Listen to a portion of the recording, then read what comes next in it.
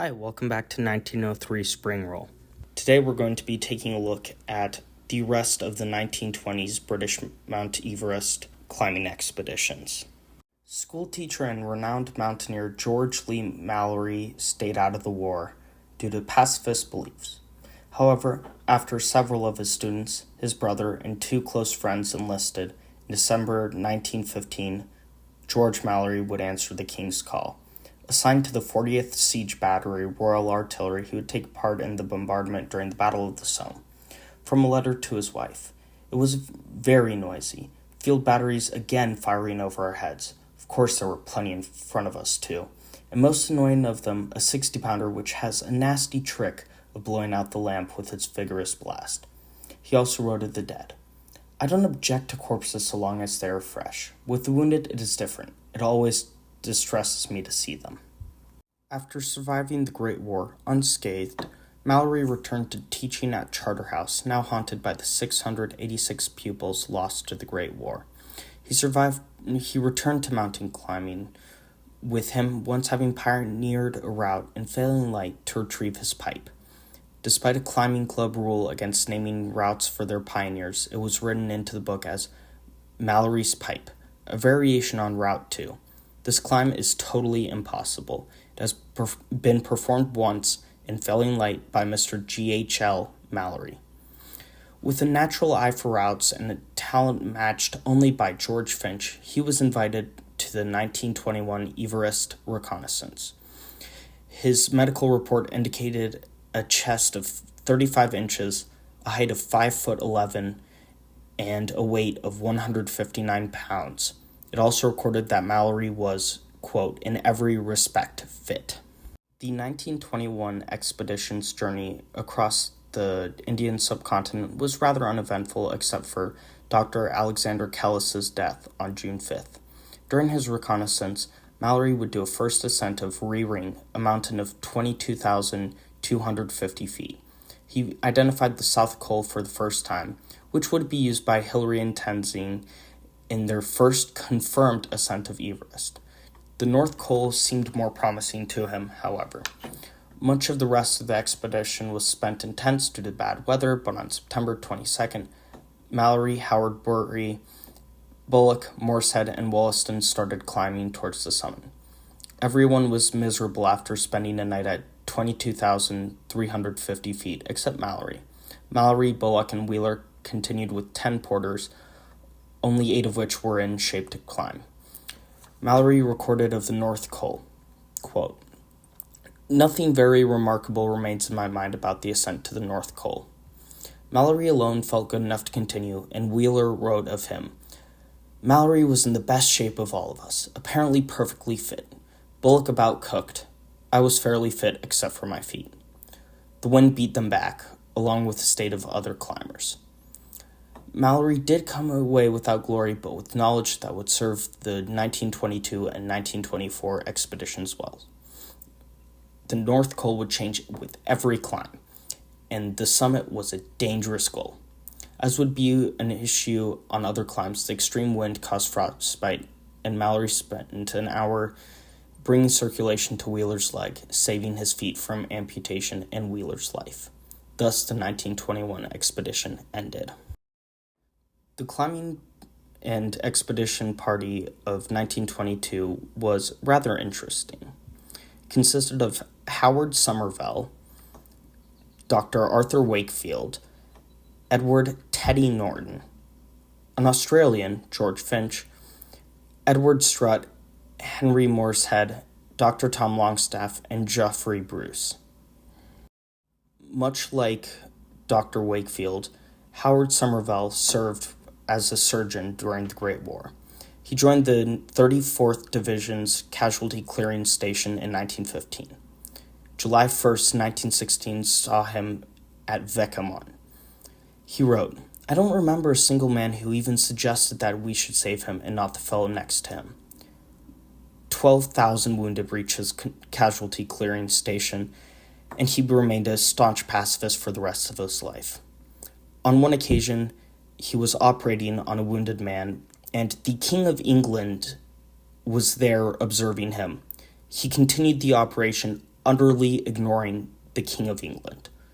Henry Morshead, Distinguished Service Order, served as a royal engineer. He survived the Battle of Loos, the Bloody Somme, Arras, and the Mud of Passchendaele.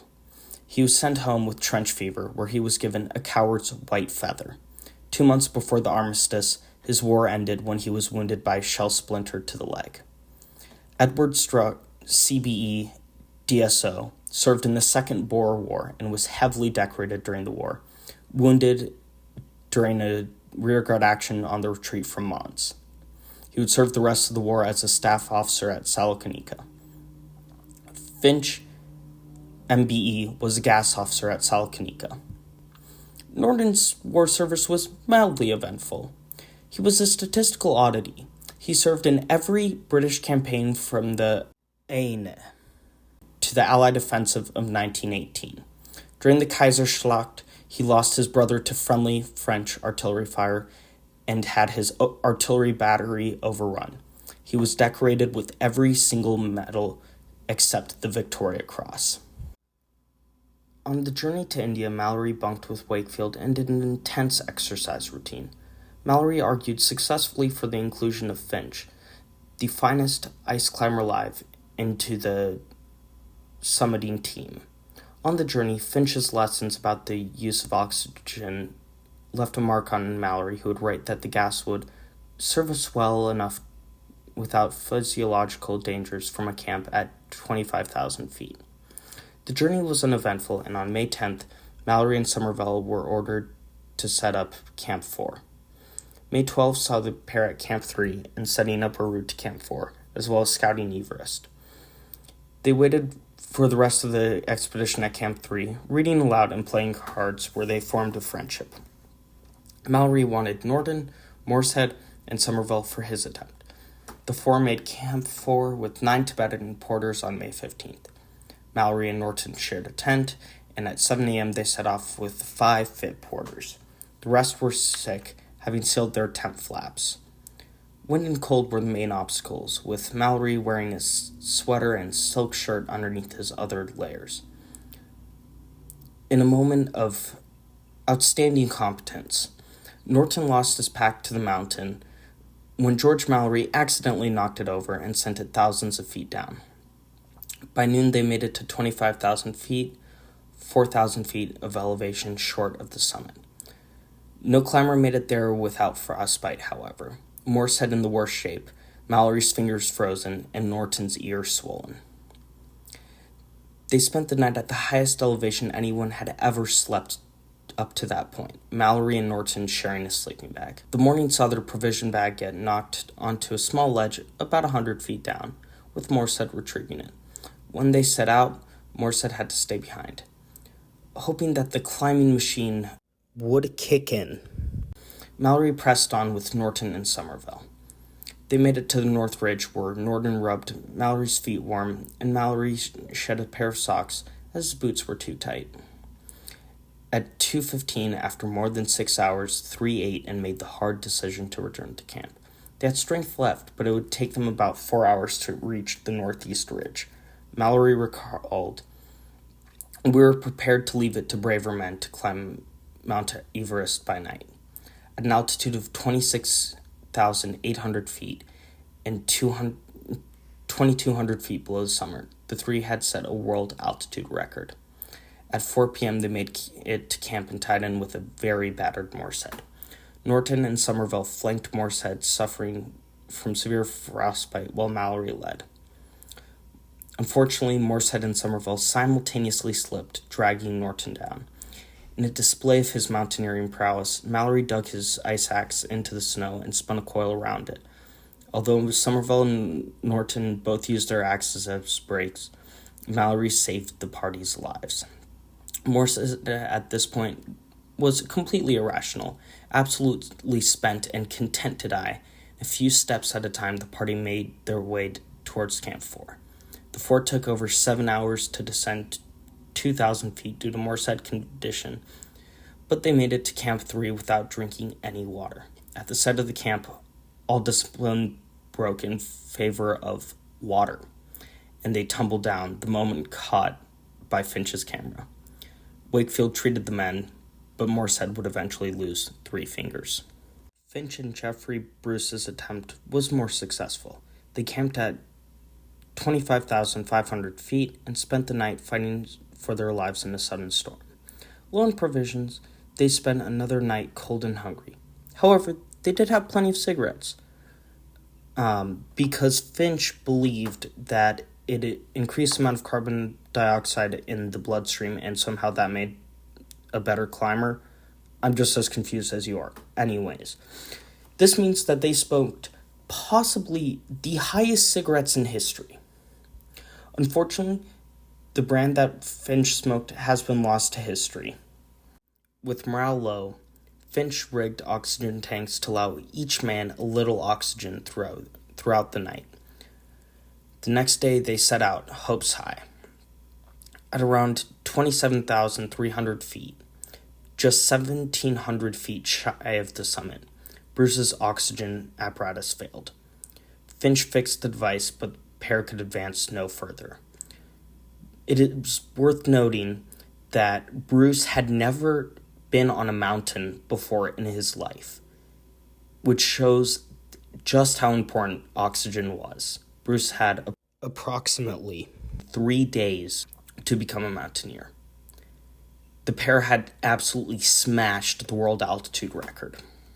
When all the climbers had returned, Longstaff evaluated them. While he was the official medical officer, his sickness had forced Wakefield into the role. He still did an assessment, Mallory with a noticeable heart murmur. Mallory and the others plotted to have the considerably older and steadier Wakefield reassess them and have him and Finch declared fit for another attempt. Somerville was the only one having been deemed by Longstaff fit to climb. Fortunately, Longstaff fell ill again, and no plot was necessary. Wakefield checked Mallory's heart and found the murmur gone. A third attempt was authorized, with Mallory and Somerville planning to use oxygen above 25,000 feet. The journey to Camp 4 was difficult with fresh snow, and around 1:30 p.m. they rested. Mallory heard an explosion of untamped gunpowder as the whole snowfield gave way. Mallory rode the avalanche at first, but roped in with a Sherpa, Crawford the translator, and Somerville, he was dragged under. Thankfully, the 4 were able to struggle out of the snow, but the party of Tibetans had been less fortunate. A rope of 4 porters had struggled out of the avalanche, but 9 more in 2 groups were missing. Mallory and Somerville dropped into a crevasse and saved a porter, tracing the rope to another man, unfortunately killed by the fall, and to another trapped upside down and barely breathing. He was dug out alive, but the other man they found was dead. The whole party had either made it through unscathed or had been claimed by the mountain, an event which haunted the Europeans. Only Tibetans had died, and thus ended the attempts in 1922. Mallory wrote his wife on June 8th, "The consequences of my mistake are so terrible, it seems almost impossible that this has happened, and that I can do nothing to make it good. There is no obligation I have so much wanted to honor as that of taking care of those men." It hit harder for him, especially because several of the dead had kids the same age as his. Mallory lectured about his experiences on Everest between the end of 1922 and the start of the 1924 expedition. His story had become intertwined with the mountain in his mind and in that of the public. However, he did not want to go on the 1924 expedition.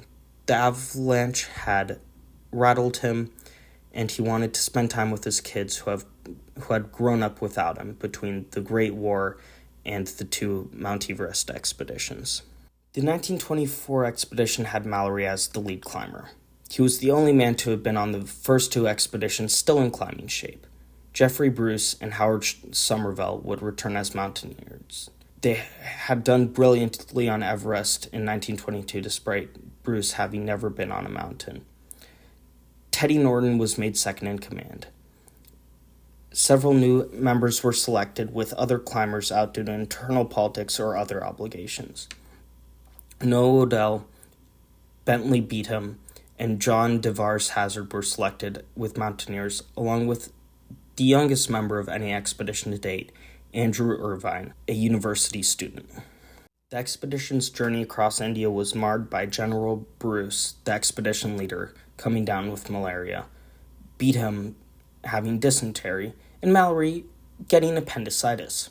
General Bruce would be sent home, and Norton would lead the expedition. A final plan was hatched by Mallory, an attempt from a Camp 7 by men without oxygen, and a simultaneous attempt from Camp 6 with the gas. Somerville, a strong climber with fast recovery, would lead Norton on the non-oxygen climb, while Mallory would lead Sandy Irvine, leaving from Camp 6. Setting up Camp 3, Mallory made a dubious choice to bring oxygen first, then bedding. Took 3 days to sort out the mess, and the whole transport system had fallen apart. Ultimately, the expedition retreated to regroup. May 20th saw Mallory and the others set the route up to the North Pole. On June 1st, Mallory and Bruce would make an attempt that saw them set up Camp 5 at 25,200 feet. Norton and Somerville set out on June 2nd, bundled in wool and gabardine.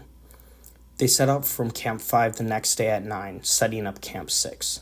The porters were sent down, and they set out on June 4th for the summit. At 28,000 feet, Somerville's throat gave out, burned by the cold. Norton continued alone, seeing double and very snowblind. They retreated, Somerville's throat blocked. He then Heimlich maneuvered his frozen throat lining out of himself as he sat down to die, and then continued on. 3 years and 3 days after the first European had stepped foot on Mount Everest, Mallory and Irvine departed for the summit. On June 8th at 12:50, Odell saw Mallory and Irvine pass the final pyramid.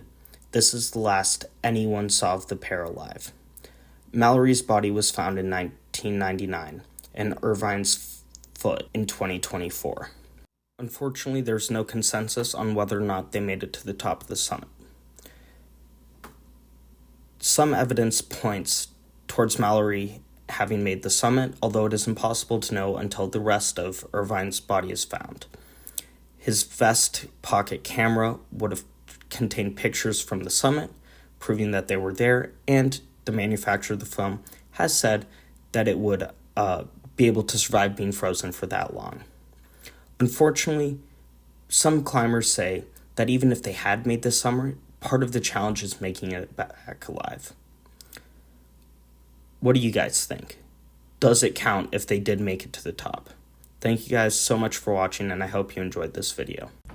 So, a quick little note that I thought was interesting, but I couldn't put in the video, is that there's a link between the 1922 and 1924 expedition and the successful summiting of Mount Everest in 1953.